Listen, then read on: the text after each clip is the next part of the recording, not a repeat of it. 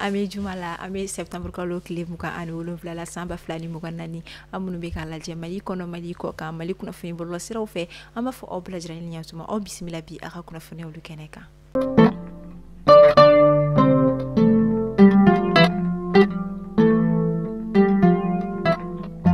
Kunnafoni daminɛla an ka jamana ɲɛmaa Colonel Asimi Goita ale kɔni hinɛna kasoladen maa 390 bɔɲanko la ka olu kɔni bɔ kaso la ladalako la nin bɛ kɛ san o san ni a bɛ fɔ a kɔni ma ko grâce présidentielle an ka jamana ɲɛmaa a kɔni bɛ hinɛ i ka dɔn k'a fɔ kasoladen maa da hakɛ dɔ la olu kɔni bɛ bila ka bɔ kaso la hali n'a sɔrɔla ko kiiri ni o ye justice o ma yafa o ma ale kɔni de bɛ se ka yamaruya di u ka se ka bɔ kaso kɔnɔna la.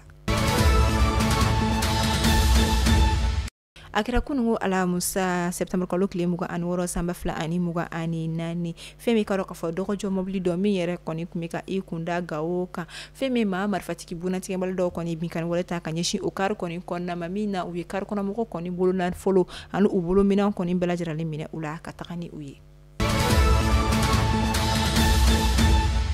An ka jamana état-major général des armées a kɔni bɔra ka a kunnafoniya kɔni yira ko ka sanga ni septembre kalo tile 25 tɛmɛnen kɔni ka sanga ni an ka jamana fintigilakaw yɛrɛ ka wuli ka jɔ ye fɛn min ka dɔn k'a fɔ sayi marabolo kɔnɔna la an ka jamana fintigilakaw kɔni ye dankari kɛ kalogɛlɛdinɛ tigilamaw la kosɛbɛ ka sanga ni u kɔni ka wuli ka jɔ dɔ kɔni ye u kɔni ye ka dɔn k'a fɔ kalogɛlɛdinɛ tigilama dɔw yɛrɛ kɔni nɔ minɛ min yɛrɛ kɔnɔna u ye taa tugu la ka cɛni caman kɔni don kalogɛlɛdinɛ tigilamaw yɛrɛ kɔni kunna ka sanga ni sanfɛ pankuru kɔni ka kɛlɛ kɔni caman ye o kama an ka jamana fɛn min a état-major k'a bɛ foli ta ka ɲɛsin an ka jamana fintigila k'a bɛɛ lajɛlen kɔni ma wa a b'u fo u ka saraka bɔ la min kɔni ye u ni kɔni dile jamana lakanani ko la wa ka jamanaden bɛɛ lajɛlen hakili sigi ko n'Ala sɔnna ma u b'u seko bɛɛ kɛ ka se ka jamana basigi. Fɛn min ye fleuve Niger banni ye ni wagati n'a yirala k'a fɔ ko jiw kɔni sɛbɛkɔrɔ yɛlɛlen don kosɛbɛ o yɔrɔ kɔni na hali ka yira k'a fɔ yɔrɔ min kɔni bɛ ni o bɛ se ka tali kɛ i n'a fɔ jaune rouge ni a bɛ yira k'a fɔ maaw kana gɛrɛ o yɔrɔ la kosɛbɛ ko jiw kɔni ye o yɔrɔ kɔni bɛɛ lajɛlen kɔni sago kɛrɛnkɛrɛnnenya la ka a daminɛ ka dɔn k'a fɔ Banankɔrɔ Keɲeroba Bamako fo ka taa se Kemasina Bɛlɛni Kani ni o bɛ san mara la Sofara fo ka taa se Mopti yɛrɛ kɔni ma ni wagati na ko ji kɔni de kɛmɛ ka fali kɛ kosɛbɛ k'a bɛ ka dantɛmɛ yɛrɛ kɛ o kama fɛn min ye Bamako kɛrɛnkɛrɛnnenya Kalabankoro a kɔni yɛrɛ la ko olu k'u hakili t'u yɛrɛ la kosɛbɛ fɛn min ka dɔn k'a fɔ situation de pompage de Somagep kɔni bɛ yɔrɔ min na u k'u janto o yɔrɔ la kosɛbɛ ka taa se Jikɔrɔ ni Para Badalabugu fo ka taa se i ka dɔn k'a fɔ Palais de la Culture fanfɛla fo ka taa se fɛn min ye Sénégal ambassade kɔrɔ o kɔni bɛ fan min fɛ ka taa se Cité du Niger yɛrɛ kɔni ma ani jamana kɔni fan caman fɛ ni ye welewele da kan ye malien bɛɛ k'i hakili t'u yɛrɛ la Bamako faba kɔnɔna la fo ka taa se marabolo minnu kɔni kofɔra ko ji yɛrɛ yɛlɛlenba de don sisan kɔni min yɛrɛ bɛ se ka kɛ sababu ye ni a bɛna tiɲɛni kɛ kunnafoniya bɔra kunungo septembre kalo tile 26 sanba 2024.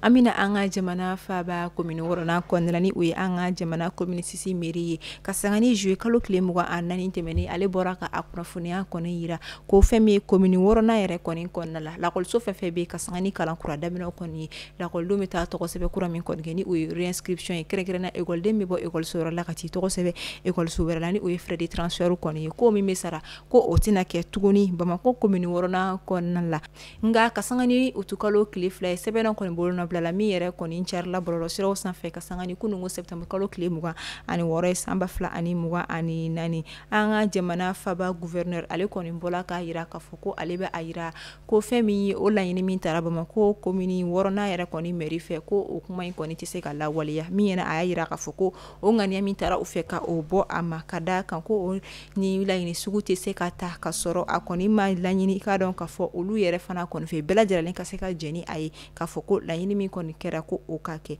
o kama ɲininkali kɔni bɛ to denmansaw kɔni bolo ko hakilina ye jumɛn ye k'a dɔn k'a fɔ nin ko in na fɛn min k'a dɔn k'a fɔ a réinscription a wari ka to a nɔ la wa walima a sarali ka bɔ a ma di.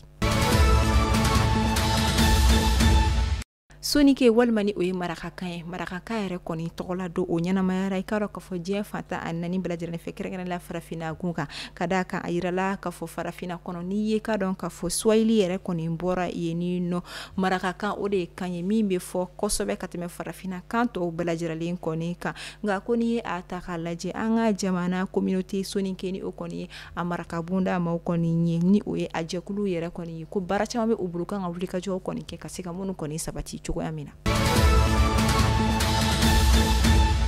am ta mabti region kɔnɔna la fɛn min ye mɔti jɛgɛminɛlaw ye ni o ye a bozolakaw ye ani o n'a ɲɔgɔnna wɛrɛw olu kɔni bɔra k'a kunnafoniya di ko kamanagan ko kɔni don ni wagati na ka d'a kan ko jɛgɛ kɔni bɛ ka dɔgɔya ji olu kɔnɔna la.